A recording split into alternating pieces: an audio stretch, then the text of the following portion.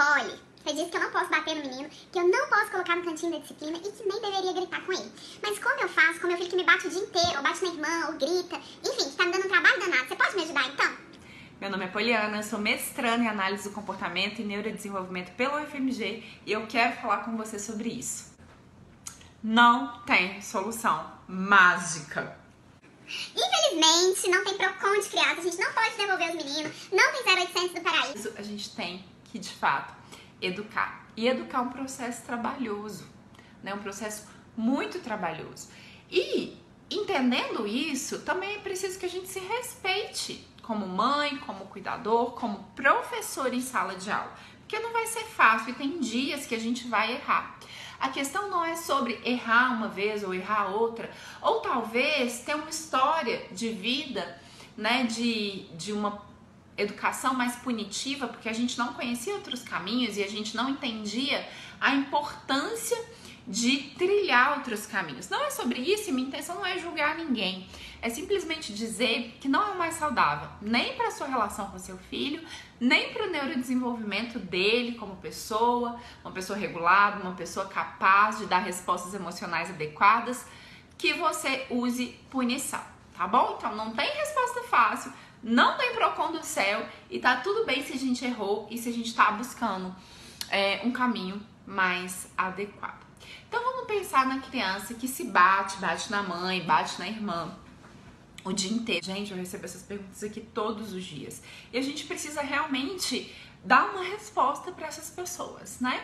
A criança que ela bate e, enfim, que ela tem um comportamento mais agressivo, provavelmente ela tem dificuldade de encontrar outras respostas comportamentais, sendo ou não autista. Se ela é autista, essa dificuldade está no diagnóstico dela.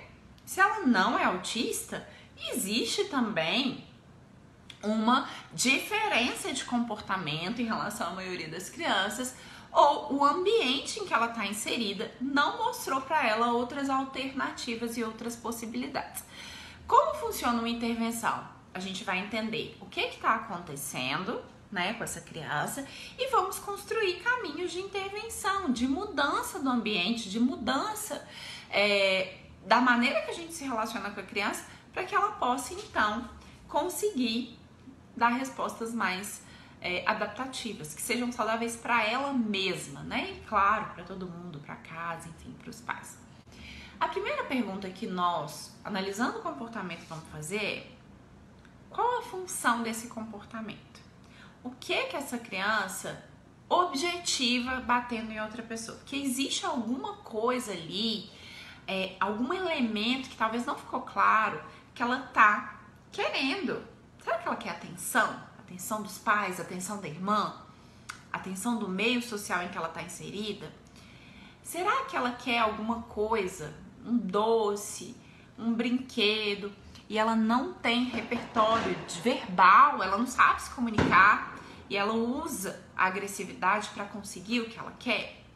Será que essa criança ela não quer ficar num determinado lugar, ela quer fugir de uma determinada interação ou de uma festa que você levou ela e ela começa a bater nos coleguinhas porque ela quer ir embora? Será que essa criança tá com alguma dificuldade sensorial?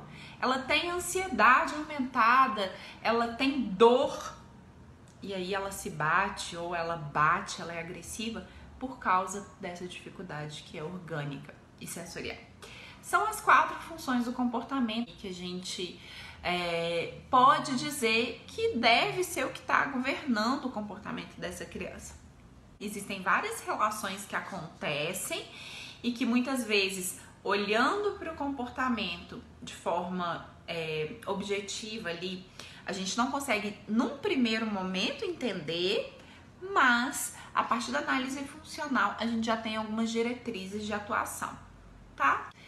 Vamos supor que esse pequenininho, ele bate porque ele quer atenção. Coisa mais comum, a maioria dos comportamentos de auto e heteroagressividade são mantidos por situações sociais, por reforçamento social, porque a criança quer atenção. Quer ver um exemplo comum? O terrível da sua escola, aquele menino que não parava de conversar, que batia em todo mundo, que jogava bolinho de papel na professora. O que ele queria, gente? Ele queria atenção. Por que as pessoas vêm nos nossos perfis de rede social e jogam hate e são haters?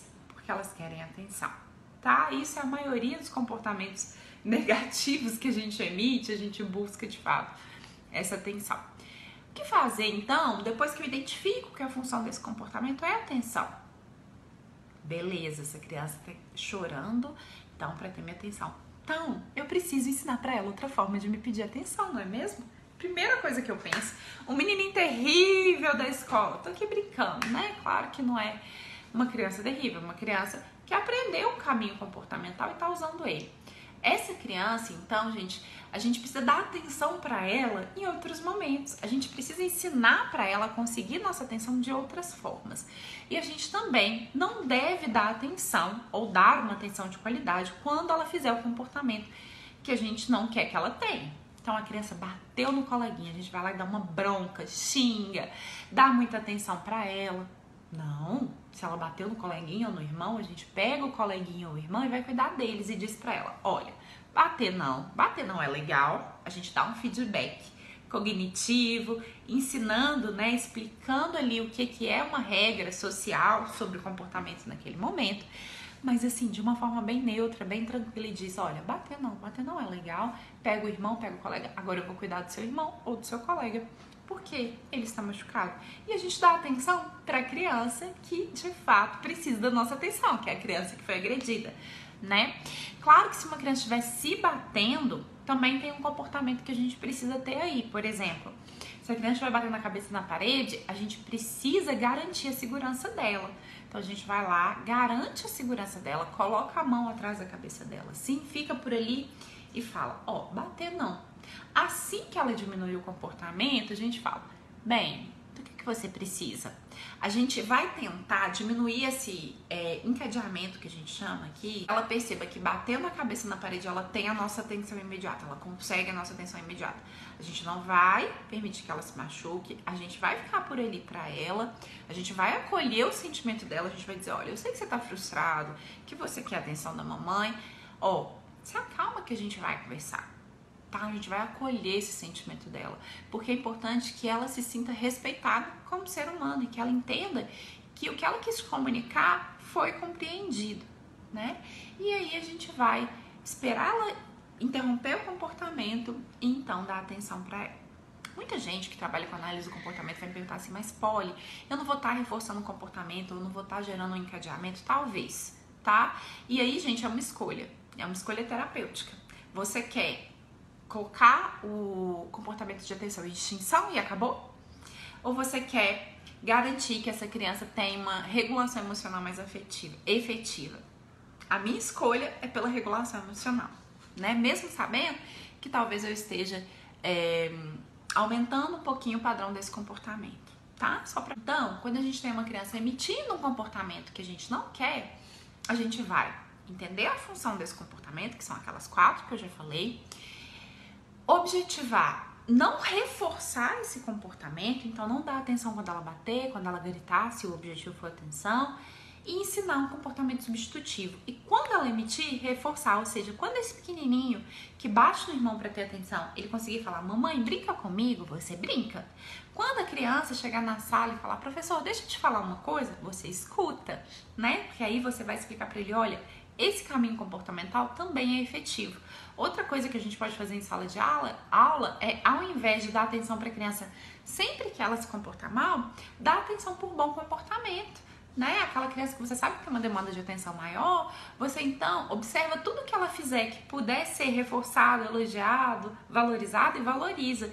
E isso provavelmente vai diminuir as buscas por atenção por comportamentos inadequados. Então é identificar a função, não reforçar o comportamento inadequado e ensinar um comportamento adaptativo. Esse processo todo sendo feito de uma forma acolhedora e saudável para todo mundo. Eu espero que tenha ajudado e até mais!